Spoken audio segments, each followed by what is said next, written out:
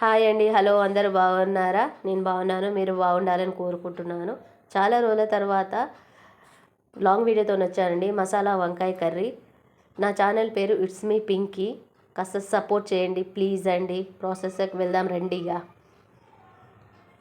పల్లీలు, ఉల్లిగడ్డ, కొబ్బరి తురుము, ఎల్లిపాయలు, గరం మసాలా, ధనియా పౌడర్, చింతపండు, పచ్చిమిర్చి ఇవన్నీ మిక్సీ గిన్నెలో వేసేసుకొని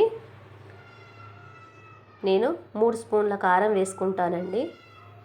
నాకు సరిపడంత వేసుకుంటాను. మీకు ఎక్కువ కావాలంటే ఎక్కువ వేసేసుకోండి.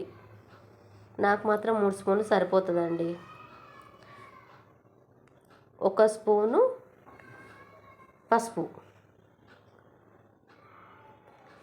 2 స్పూన్ల కల్లుప్పు అంటారండి, దొడ్డుప్పు, అది 2 స్పూన్లు వేస్తానండి. ఎందుకంటే మిక్సీ బాగా మెత్తగా అవుతుంది మిక్సీ పడితే, అందుకోసమని వేసుకున్నాను. చూడండి, మిక్సీ పట్టేసాను, మెత్తగా అయిపోయింది చూడండి. ఓకే, వంకాయలు కడిగి చీల్చి అందులో మసాలా పెట్టేసాను చూడండి. ఒక గిన్నెలో 4 స్పూన్ల ఆయిల్ వేసాను. ఇప్పుడు వంకాయలు అన్నీ వేసేసుకుందామండి ఫ్రెండ్స్. ఓకే, అన్నీ వేసేసి ఒక 10 మినిట్స్ మూత పెట్టేసుకుందామండి. ఎందుకంటే సిమ్లో పెడితే తొందరగా మెత్తగా ఉడికిపోతుంది. ఓకే అండి, మూత పెట్టేసుకుంటాను.